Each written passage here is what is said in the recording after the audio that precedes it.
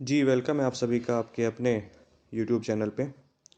देखिए, इस टॉपिक पे वीडियो बनाने का मेरा कोई इरादा तो नहीं था, लेकिन बच्चों के भविष्य का सवाल जब आता है, तो मुझे स्टेप उठाना पड़ता है, मुझे आगे आना पड़ता है। देखिए, सही इन्फॉर्मेशन होना बहुत ज़्यादा ज़रूरी है और आप सभी जानते हैं ओ लेवल के एग्ज़ाम नज़दीक हैं। जनवरी में आपके एग्ज़ाम शुरू हो रहे हैं थ्योरी के। इस बार पहले थ्योरी के एग्ज़ाम होंगे, उसके बाद प्रैक्टिकल होगा आपका।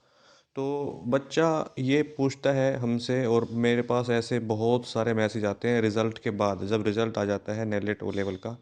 तो ऐसे मेरे पास बहुत से मैसेज आते हैं कि सर मैंने उस इंस्टीट्यूट पे इतने पैसे दिए थे लेकिन मुझे मार्क्स नहीं दिए, मुझे कम मार्क्स दिए हैं या मुझे मार्क्स ही नहीं दिए हैं पैसे देने के बाद भी।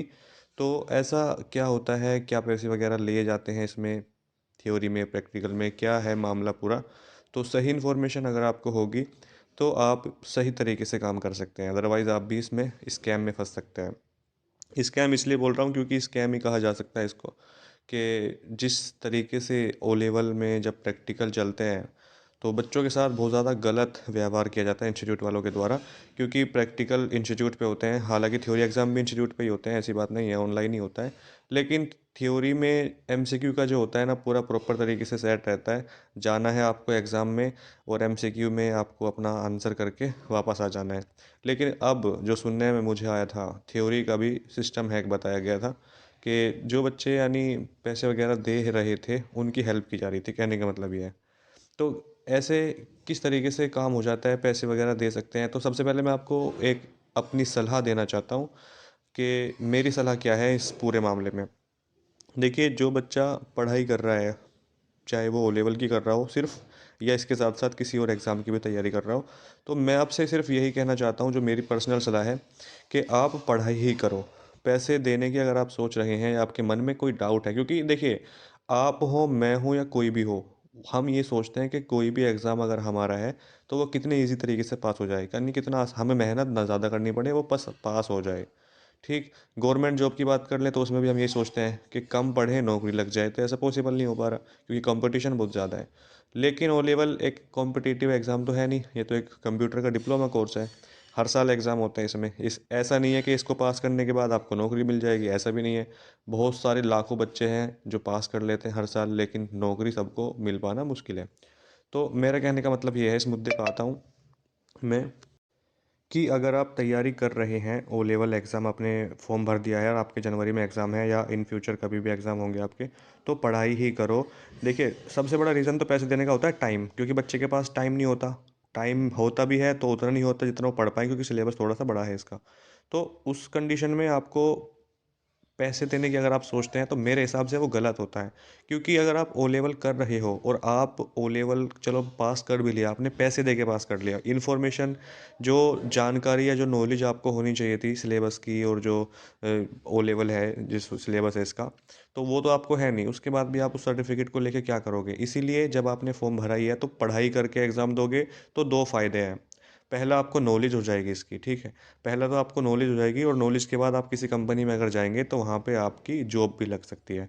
इसीलिए थ्योरी में बात कर लेता हूँ, थ्योरी में पैसे वगैरह देते हैं क्या, तो मेरे पास जो मैसेज आया था बच्चे का अभी, जब रिजल्ट आया था ओ लेवल जुलाई 2024 का, तो उसमें बताया मुझे यही गया था कि थ्योरी के पेपर में भी बच्चों ने, जिसने पैसे वगैरह दिए होंगे, मैं नहीं जानता कि दिए थे कितने दिए थे, लेकिन हाँ ये बताया गया था कि जो बच्चे पैसे दे के आए थे, जिनका पहले से सेटिंग था, उनकी हेल्प की गई थी एग्ज़ाम में, और उनके रिज़ल्ट भी अच्छे ही आए हैं। क्योंकि जैसे दोस्त वगैरह होते हैं तो वो देखते हैं कि मैं तो पढ़ के नहीं गया था और मैंने तो पैसे वगैरह दिए थे, तो मेरा तो अच्छा आ गया है।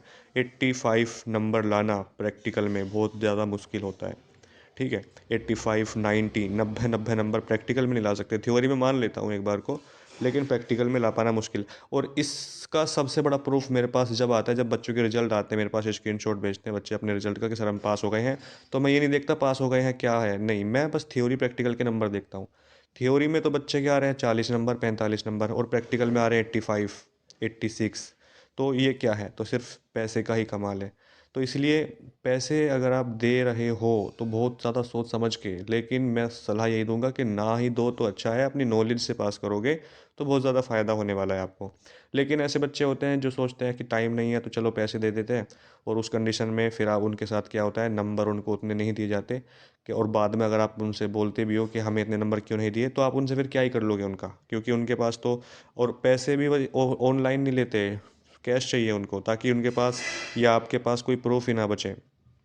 कभी बाद में आप उन पे मतलब किसी तरीके का कोई स्कैम का केस लगा सकें कि इन्होंने पैसे लिए थे और नंबर नहीं दिए, ऐसा कोई वो प्रूफ नहीं छोड़ते। तो वो साफ मना भी करते हैं कि हमने आपसे कुछ नहीं लिया, आप फेल हुए हैं, अपनी मेहनत से हुए हैं, फेल हुए हैं, पास हुए होंगे तो अपनी मेहनत से। इसलिए आपसे सलाह ये है, फाइनल डिसीजन ये है कि जो बच्चे तैयारी कर रहे हैं अच्छे से पढ़ लो अभी, क्योंकि टाइम अभी है आपके पास थोड़ा। पैसे देने के भरोसे अगर आप बैठे हो कि पैसे दे के पास करूँगा, और ऐसा नहीं होता कि सभी सेंटर पे, दिल्ली में अगर आप आ रहे हो, दिल्ली में भाई कोई पैसे नहीं लेगा आपसे, क्योंकि दिल्ली के जितने भी सेंटर हैं, यहाँ पे हेडक्वार्टर है नेलेट का। कोई शिकायत अगर पहुंची सेंटर से तो फिर सेंटर पूरी तरीके से बंद ही हो जाएगा, यानी उस पर नेलेट का ना कोई एग्ज़ाम होगा और ना ही नेलेट से वो रजिस्टर्ड रहेगा, वो उसको डिस्क्वालीफाई किया जाएगा। ठीक है, इसीलिए आपसे कह रहा हूँ कि जो बच्चे ये माइंडसेट बना के बैठे हैं कि एग्ज़ाम में पैसे देते हैं तो पैसे दे के पास हो जाएंगे, तो मुश्किल हो जाता है। और कितने पैसे लेते हैं ये भी आपको मैं बता दूं, अगर जैसे बच्चों ने बताया था कि प्रैक्टिकल वगैरह में 3-3 हज़ार रुपये एक प्रैक्टिकल के, 3-3 हज़ार रुपये। जैसे एक नाम है उत्तर प्रदेश में, ज़िला है मेरठ, मेरठ ज़िले में 3500, 3 हज़ार एक प्रैक्टिकल के। तो इसी इसी तरीके से लिए जाते हैं यूपी में, तो ज़्यादातर मुझे बच्चे मैसेज बताते हैं करके। तो इसलिए मैं आपसे ये कहता हूँ कि इतने पैसे देना, इतना तो आपका खर्चा वैसे भी नहीं लगेगा, इतना पेपर में लग जाएगा पूरे ओ लेवल में। तो इसलिए अगर आप पढ़ ही रहे हो तो फिर मेहनत करके दो। किसी इंस्टीट्यूट में कोचिंग करोगे, 1,000 रुपये तो वो लेगा आपसे कोचिंग के, और आपसे पढ़ाएगा भी आपको, तो वो बेटर है पैसे देने से, तो अच्छा है। लेकिन बाद में फिर आप फंसते हैं, फिर आप मेरे पास मैसेज भी करते हैं कि सर ऐसा हो गया हमारे साथ। तो इन सब से बचने का सिर्फ एक ही उपाय है, एक ही सॉल्यूशन है, पढ़ाई।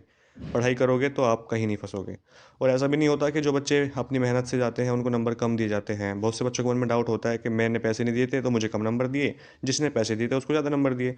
तो वो चेक करते हैं, जब आप प्रैक्टिकल देने गए तो प्रैक्टिकल में देखते हैं आपने क्या किया। थ्योरी में गए हैं तो थ्योरी में तो बता ही देता है कंप्यूटर अपने आप ही कि कितने क्वेश्चन चाहिए। OMR तो होती नहीं है अब, पहले OMR होती थी। तो इसीलिए इसमें ऐसा ज़्यादा कुछ नहीं होता कि आप पैसे नहीं दोगे तो फ़ेल किया जाएगा। जितनी आपने मेहनत की दी होगी ना, उतने नंबर आपको दिए जाते हैं। तो कहने का मतलब ये है, मेरा मतलब जो मैं आपसे कहना चाहता हूँ कि जो बच्चे, लड़कियाँ हों या लड़के हों, पढ़ लो अभी। पढ़ाई में अभी थोड़ा सा टाइम है आपके पास, 1 महीना नहीं है पूरा आपके पास, क्योंकि आज 20 तारीख है, और एग्ज़ाम जो है आपके 15 जनवरी से शायद स्टार्ट हो रहे हैं। हाँ, ठीक है। तो ये जो आपके पास 20 दिन है, 20 दिन भी नहीं है पूरे, 15, और आज 20 तारीख है ना, तो हाँ 20 दिन मान लो, 20-25 दिन है, इसमें हो जाएगा। एडमिट कार्ड आपके जनवरी में ही आएंगे, और जनवरी में जैसे एडमिट कार्ड आ जाते हैं आपके, तो उसमें आपको ये पता चल जाता है कि आपका एग्ज़ाम किस सेंटर पे होगा, किस डेट को होगा, और किस दिन होने वाला है। ठीक है, तो ये इन्फॉर्मेशन मिल जाएगी।